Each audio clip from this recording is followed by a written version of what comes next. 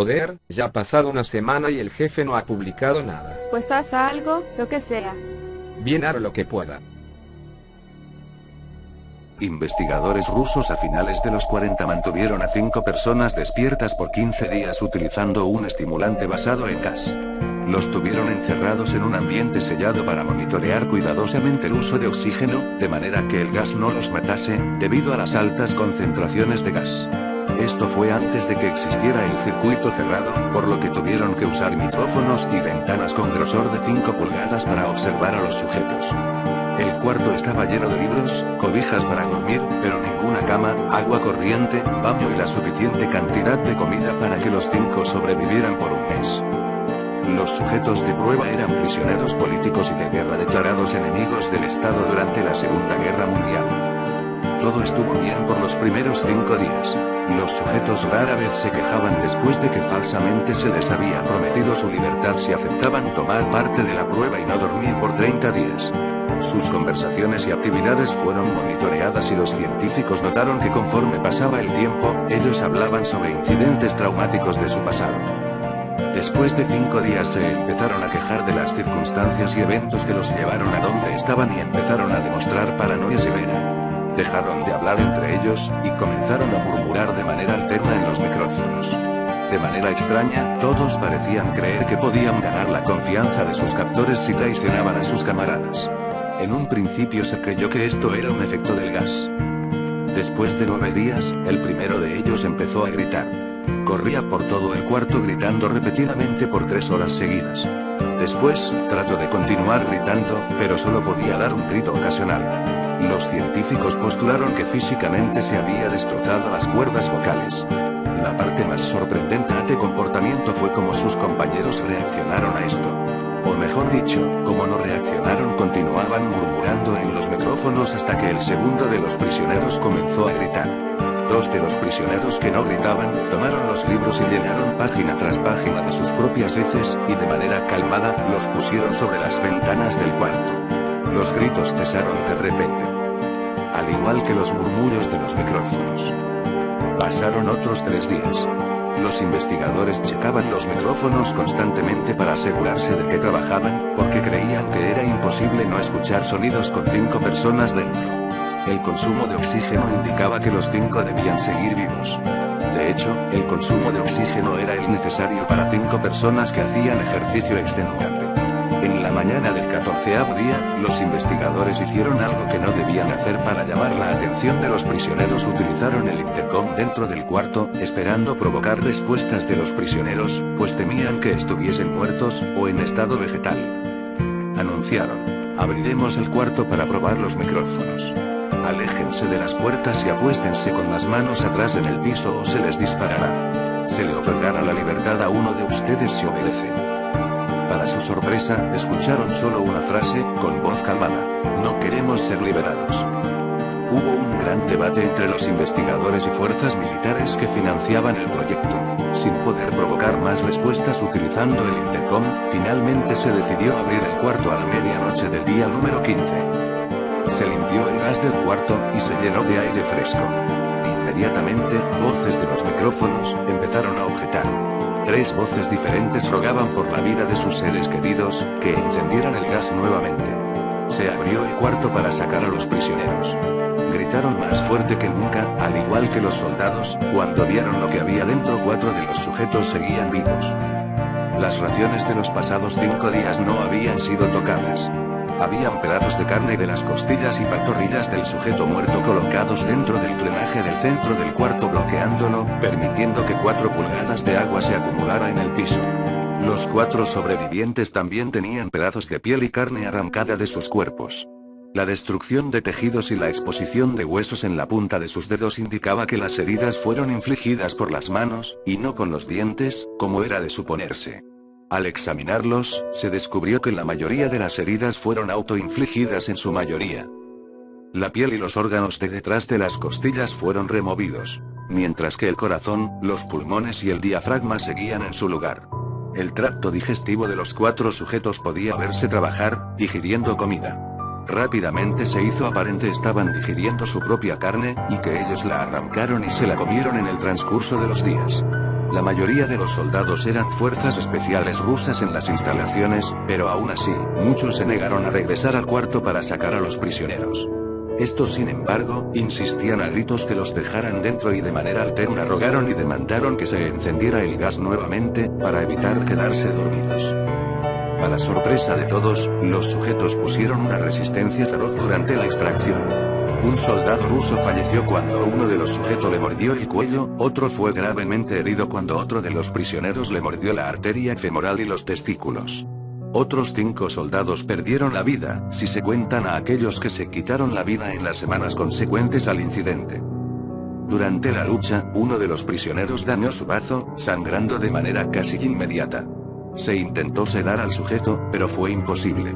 Se le inyectó más de 10 veces de la dosis humana de morfina, y aún así luchó como un animal rodeado, rompiendo las costillas y un brazo de un doctor.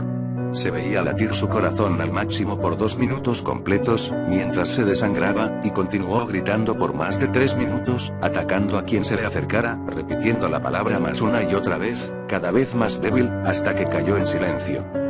Los otros 3 sobrevivientes fueron inmovilizados fuertemente y llevados hacia instalaciones médicas. 2 de ellos, con cuerdas vocales intactas, demandaban continuamente más gas para permanecer despiertos. El más herido de los 3, fue llevado al único cuarto de cirugía que había en las instalaciones. En el proceso de su preparación para colocar nuevamente sus órganos en su lugar, se notó que el sujeto era totalmente inmune a los sedantes. Peleó furiosamente cuando el gas anestésico se le estaba colocando. Se necesitó un poco más de anestesia de la normal para sedarlo, pero al momento que sus ojos se cerraron, su corazón se detuvo. En la autopsia, se encontró que en su sangre había 3 veces la cantidad normal de oxígeno. También se rompió 9 huesos en la lucha para no ser controlado. El segundo sobreviviente, era el que primero gritó del grupo.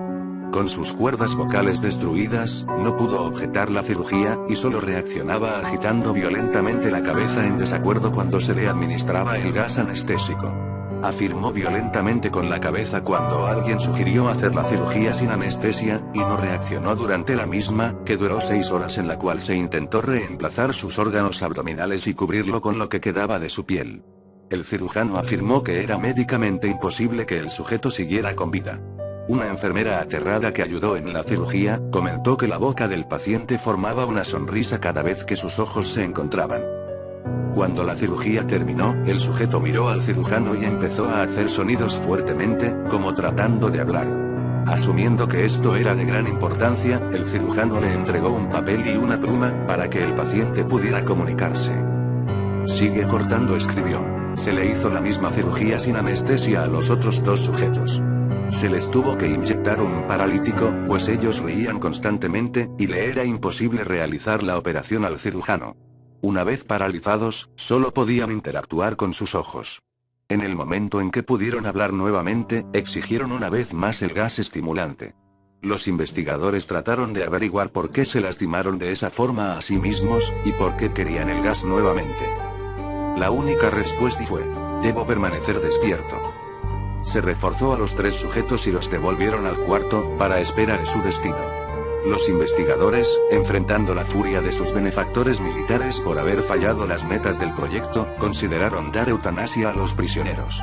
El comandante, un ex KGB, vio potencial en el proyecto, y en su lugar decidió ver qué pasaría si ponían el gas nuevamente. Los científicos se negaron rotundamente, pero al final, tuvieron que aceptar. En preparación para ser sellados nuevamente en el cuarto, los prisioneros fueron conectados a un monitor Para sorpresa de todos, los 3 dejaron de pelear en el momento que se dieron cuenta que los regresarían al gas. En este momento, era obvio que los 3 estaban haciendo un gran esfuerzo por mantenerse despiertos. Uno de los prisioneros estaba murmurando una canción. El sujeto mudo peleaba con sus ataduras de piel, como si tratara de enfocarse en algo. El último sujeto mantenía su cabeza en la almohada, y parpadeaba rápidamente.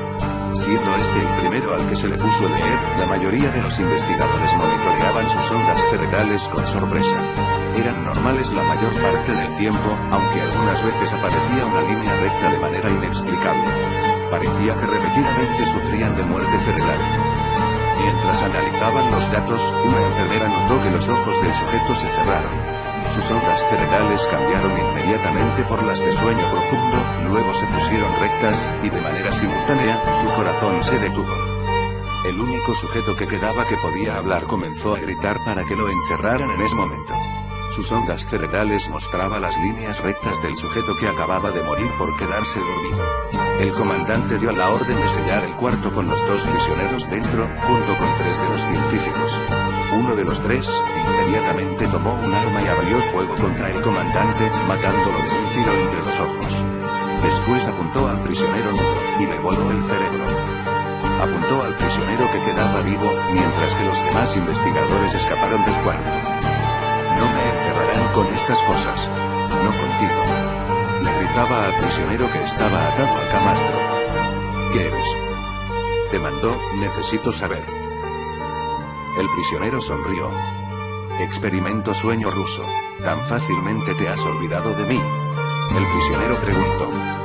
Somos ustedes. Somos la locura que está encerrada en todos ustedes, rogando por libertad en cada momento de tu vida, desde lo más profundo de tu mente animal. Somos aquello de lo que te escondes en tu cama todas las noches. Somos lo que duermes y silencias y paralizas cuando te vas a tu cielo nocturno, donde no te podemos alcanzar. El investigador hizo una pausa. Apuntó al corazón del prisionero y disparó. El EEG mostró una línea recta mientras el sujeto débilmente murmuró casi tan libre.